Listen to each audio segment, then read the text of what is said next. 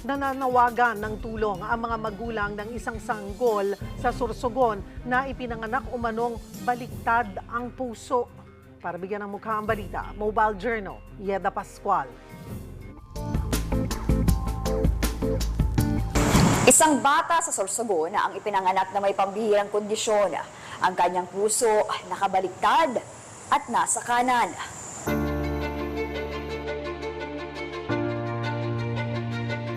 Bunsong anak ni Jenny at Jonathan Echano si Princess Gia, 2 taong gulang. Sa unang tingin, di aakalaing may kakaiba sa kanya. Katulad ng ibang bata, siya ay bibo at palalaro. Pero si Precious, ipinanganak na may pambihirang sakit sa puso na kung tawagin ay dextrocardia, kung saan ang posisyon ng kanyang puso ay nasa kanan imbis na sa kaliwa. Pinagbubuntis ko po siya, 7 months po siya sa tiyan ko. Nawala po siya, yung heartbeat po niya. Nang 2 days po, dapat po tatanggalin na siya that time. Pero bigla pong bumalik po yung heartbeat niya. Tapos, lumipas yung ilang buwan na. Paglabas niya, okay naman po. Pati results ng newborn niya. Wala naman pong nakitang iba.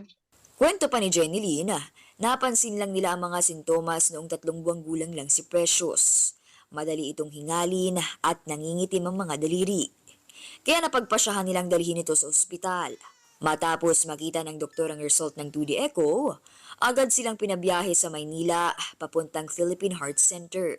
Kahit wala pang 1 taong gulang, sumailalim na agad si Precious sa open heart surgery. Ano na siya? Parang ano na talaga, pag pinatagal pa hindi na aabutin, parang ganun po. Nilagyan po siya ng shunt po sa loob po kasi nagsasara kasi yung niya, ugat na barado dun sa papuntang lungs po.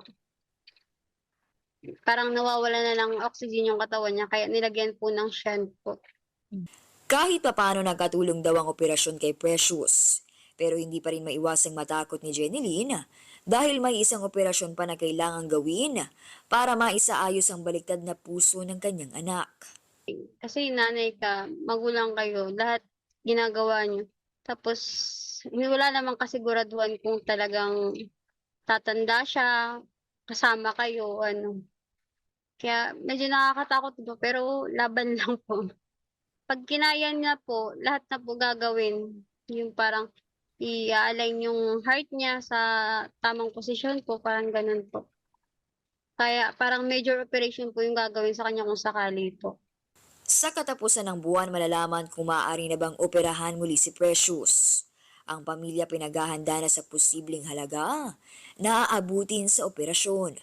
Ginagawa na lang po kahit papaano ng paraan, basta maging okay po siya. Sana po may makapansin po sa amin at matulungan po kami para po sa major surgery po ng anak ko. Ako po si Mobile Journal Yeda Pascual na nagpapaalala na ang bawat may karamdaman ay kailangan din ng kalinga.